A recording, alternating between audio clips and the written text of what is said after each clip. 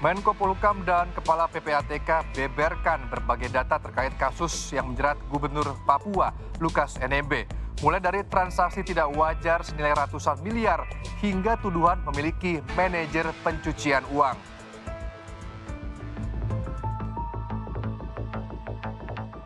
Pusat Pelaporan dan Analisis Transaksi Keuangan (PPATK) mengungkap temuan soal dugaan penyimpanan dan pengelolaan uang yang tidak wajar oleh Gubernur Papua Lukas NMB. Setidaknya terdapat 12 temuan.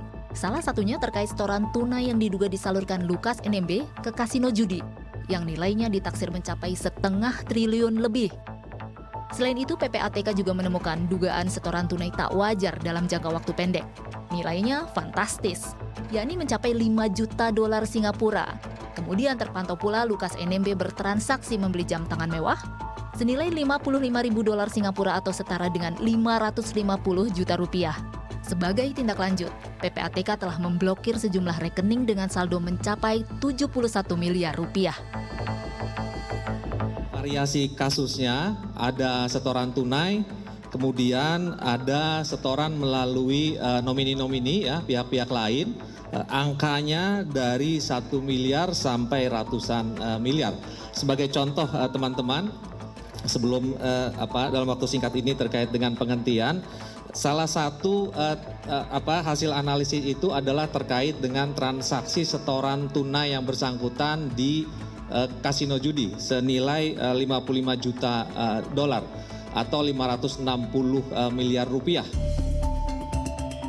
Sementara itu, Menko Polhukam Mahfud MD pun menyebut jika Lukas NMB memiliki manajer pencucian uang. Adanya manajer pencucian uang.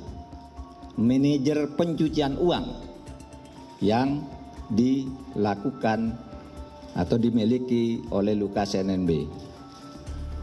Selanjutnya, BPK selama ini tidak berhasil melakukan pemeriksaan karena selalu tidak bisa diperiksa. Sehingga BPK lebih banyak disclaimer atas kasus keuangan di Papua. Terkait pernyataan Menko Polhukam dan PPATK, pihak Lukas NMB membantah dan menyebut pernyataan yang dilontarkan ke publik hanyalah rekayasa. Pernyataan juga disebut sebagai upaya pembunuhan karakter orang nomor 1 di Provinsi Papua ini. Saya akan tanggapi kalau Pak Gubernur dikatakan begini, oleh karena itu saya tadi bilang, Bapak Mahfud, kami dari Jayapura, tim hukum, minta juga Bapak jangan membuat statement-statement yang belum masuk dalam ranah hukum. Ya. Itu serahkan dulu KPK. Buktikan dulu laporan yang ini. Jangan dulu buat begini untuk apa? Untuk merusak mentalnya Pak Gubernur. Tim kuasa hukum juga memastikan Gubernur Papua ini masih berada di Jayapura dan sedang dalam pemulihan kondisi kesehatan. Tidak hanya diduga terjerat kasus transaksi keuangan tidak wajar, Komisi Pemberantasan Korupsi pun telah mengeluarkan surat penetapan tersangka pada Gubernur Papua Lukas NMB. Kasusnya dugaan gratifikasi sebesar 1 miliar rupiah, juga kasus lainnya yang hingga kini masih didalami. Di antaranya dana operasional pimpinan hingga dana pengelolaan Pekan Olahraga Nasional. Tim Liputan melaporkan untuk NET.